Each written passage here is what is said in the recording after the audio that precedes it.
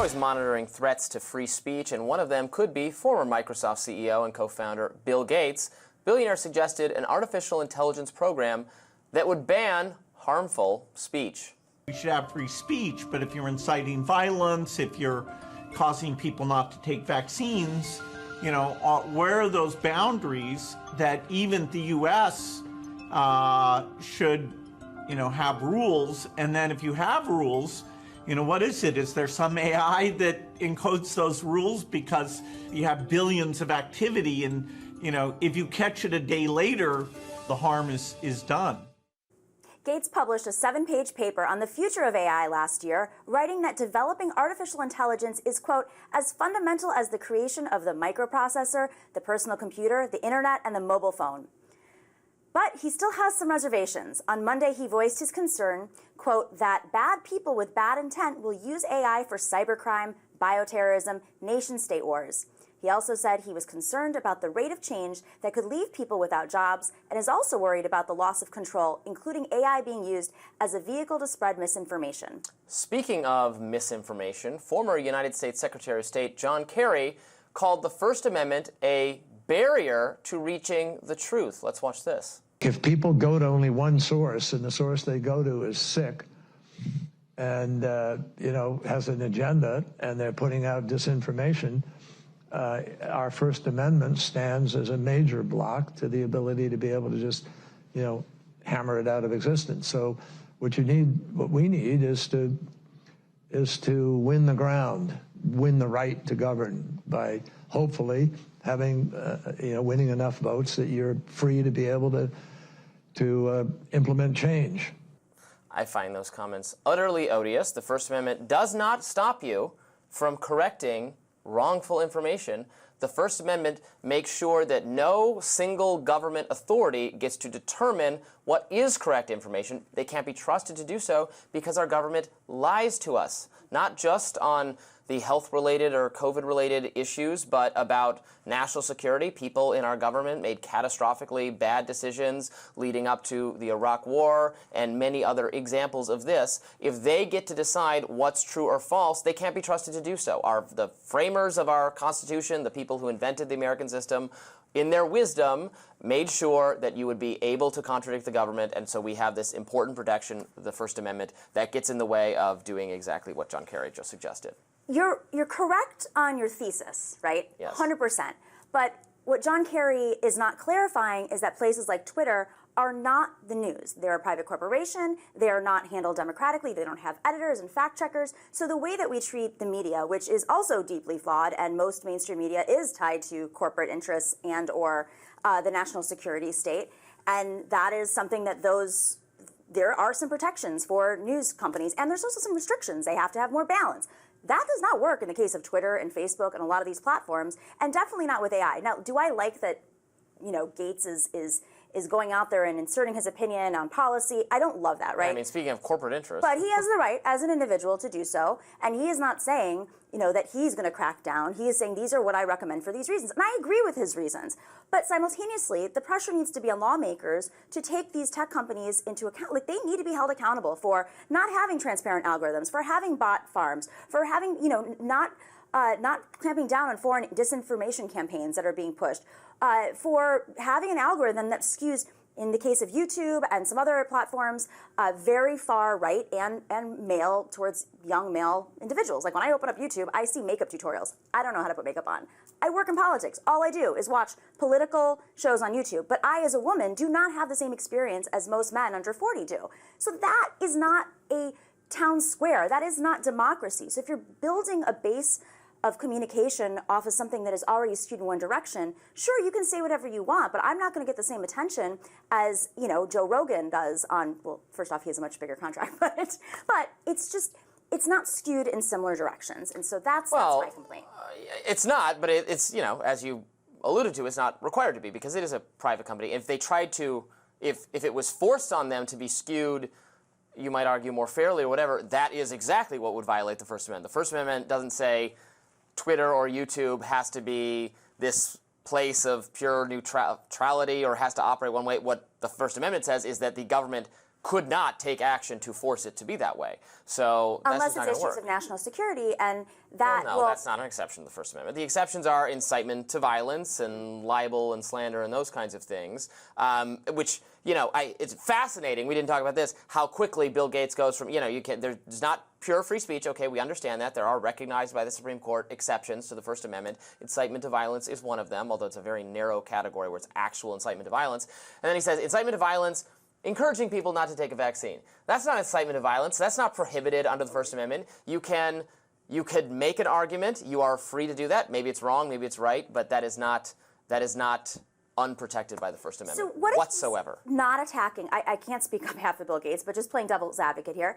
What if he's not attacking a person's right to say it, but a campaign, a company that is pushing one narrative through a bot isn't an individual. That's not a real person with rights to free speech or not. A Russian operation definitely doesn't have the same rights as an American citizen does. So at what point, corporations are people, but are bots people? Well, I would say the right is not just on the speaker, right? The right is not in fact, the First Amendment is not a permission for the speaker. It's an infringement on the government for speech. Mm-hmm. And there's a speaker and there's a listener. So you say bots maybe don't have rights, but I, as the person consuming this content, engaging with and listening to this speech, I have a right to hear it if I want to. The government is restricted from doing anything to stop me from hearing that if I want to. It's not really a right for the speaker. It's an infringement on the government to prevent me from hearing the speech. So, again, Russian disinformation, propaganda, whatever it is, I say that stuff's all bad. It's bad speech. It's not good. It's bad policy. Russia is bad. But I have a right to engage with it as I want. In fact, I might want to talk about it. I might want to know what they're saying so I can correct it, so I can explain why I think it's wrong. I would still say, even for obvious propaganda from foreign governments, that we have the right to consume that. And you know what? Sometimes there's a kernel of truth to it. Oftentimes they're weaponizing. They're weaponizing, and that's really what John Kerry is trying to say, is they're weaponizing free speech. We have laws in this country that make America great. But also sometimes those laws and those truths. Free speech is a weapon. It is a weapon, and for everybody. Yeah. We're doing it right now. Yeah. we're throwing bombs at each other, not quote right rhetorical bombs. Yeah. But with that being said, is the system so if the government can say to a broadcaster, you have to purchase a broadcasting license in order to be seen on the airwaves, and to be on the airwaves, you have to show different sides. You can't just be one-sided, and you have to perform, basic workplace. You have to have equal opportunity employer, because that's the way that we employ people in this country. That is a systemic issue that actually shapes the way that we hear the news, what information is being shared. So if Twitter does not operate the same way because they're not broadcasting and they're not press, they can get away with whatever they want. So you're seeing mostly one-sided narratives. Well, I would say, first of all, some of those policies have gone out of existence and would not stand up to Supreme Court scrutiny now in terms of the, neutrality of the airwaves, that kind of, I'm forgetting what the name of the policy is right now, but the one that required some kind of balance on the airwaves. Now, licensing specifically for airwaves has to do with what I'm not an expert in this category of the law or even this technology, but there's only one person can use this, or one company can use this airwave, this bandwidth at a time, so there had to be some licensing of it, given that it's restrictive. If you're using this frequency, someone else can't use it. That doesn't apply to social media. So I think there's not a practical justification for having some licensing scheme there. The licensing scheme was never about the content necessarily. It was about using if you're talking about the cable company or the actual phone lines, there's an infrastructure that is finite, that you're right, is regulated in some way. It's gotten less regulated over time. And you have to have a lot of money to do it. But none of that applies to social media because it's non-rivalrous. It doesn't exclude anyone else. Twitter existing is not taking up space in the physical universe that is stopping some other expressive platform from existing. It's just market competition. If people like one more than the other, they're going to use one more than the other. So it lends itself, I think, to an even more pure First Amendment kind of ethos where there is not a way for the government to intrude. And then, of course, there's just the law is slightly different. The law for internet companies, Section 230, is an extremely broad protection of the platform, of the owners of the company to have whatever speech policies they want. And people on the right sometimes don't like them, people on the left sometimes don't like them, people in the middle sometimes don't like them. But the law says that's your problem because they can set whatever policies they want and they are not liable for what happens in terms of the speech on the platform. And I actually think that's good because if that was changed, they would have tremendous incentive to do much more aggressive moderation, and I don't want that. I just wish that Elon Musk in particular, Mr. Free Speech Absolutist, Mr. Free Speech himself, would follow his own values. And if he is a free speech absolutist, why doesn't he become a media company? And why doesn't he operate like... What is a media company? It isn't, though. It's a tech company, and you know... It's a conservative media company. But Let's not be honest, a that's what it newspaper. It's definitely conservative. Well, it's a conspiratorial media company. I wouldn't say that. I would say it's a conservative media company, but one where, okay, but like if we think of CNN as a liberal media company... I don't see CNN as a liberal. Well, you should. I think of CNN as a liberal media company with very little dissent from a liberal bottom line present within the company. Twitter is a conservative media company where there is tons of dissent, because you can find dissenting content. You can find content from other media organizations on the platform. Is it skewing right-wing increasingly since Elon took it over? Yes, I do think so. But it's still more balanced than just about any other media company you can come across. I don't agree. I mean, we're not really dealing with the best batch of folks to defend. There's really nobody to defend right now, social media-wise. I mean, Blue Sky's not it right now. Threads is just my Instagram feed on a Twitter. That doesn't make any sense. Like, I follow cooks and yoga teachers on Instagram, and now suddenly I'm reading their political beliefs and going, that's a little interesting. Oh, Threads, yeah, that was never going to work. And it's not in real time. Like, what?